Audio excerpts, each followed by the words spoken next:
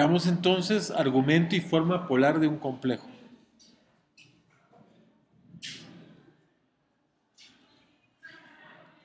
Hasta ahorita nosotros tenemos la representación en vector de un complejo. Decimos que este complejo que está acá, nosotros lo podemos representar como el vector A, B. ¿Sí? O sea, el complejo Z, que es igual a más IB, lo podemos representar como el vector A,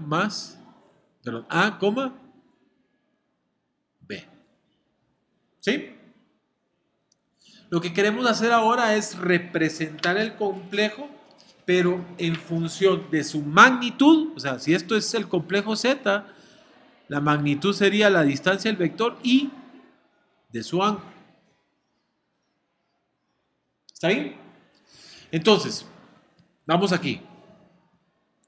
Para eso tengo que dar las componentes del vector. ¿Cómo serían las componentes del vector si esta es la magnitud y este es el ángulo? Ahora quiero que dependa del ángulo. Entonces nosotros fácilmente decimos, bueno, eso es un triángulo, ¿cierto? ¿Quién sería el eje X? ¿Qué mano? Es A, exacto. A, pero entonces A es igual a ¿quién? En el triángulo. En función del ángulo y de la magnitud. Por el coseno del ángulo, ¿sí? ¿Y quién sería B? B es la distancia esta de aquí para acá. ¿Sí? Sería el módulo de Z por el seno del ángulo. Entonces, nuestro complejo Z se puede representar por el módulo de Z, por el coseno del ángulo, más I por el módulo de Z por el seno del ángulo.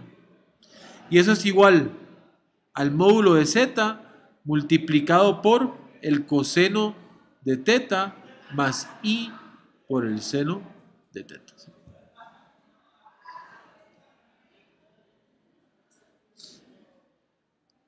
Entonces ahí está la forma polar en función de su magnitud y de su ángulo. Eso es lo que le vamos a llamar la forma polar.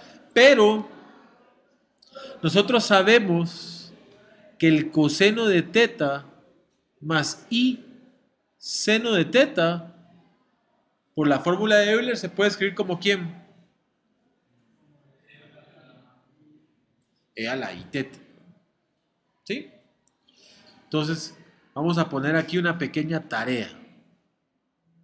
Tarea. Demostrar.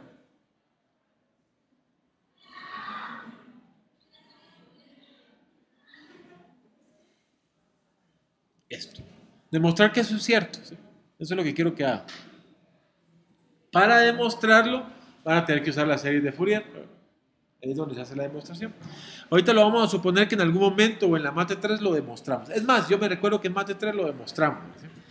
Ahora, ya que sé eso, puedo cambiar y decir que el complejo Z se puede escribir como la magnitud de Z por E a la I teta. Y ese va a ser nuestro complejo en su forma polar. Ahora, el argumento de Z es el ángulo del complejo. ¿Cómo encontramos el ángulo del complejo?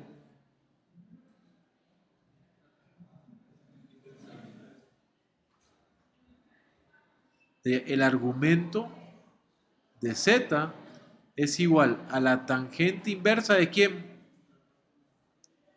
De la parte imaginaria sobre la parte real. Más 2n pi.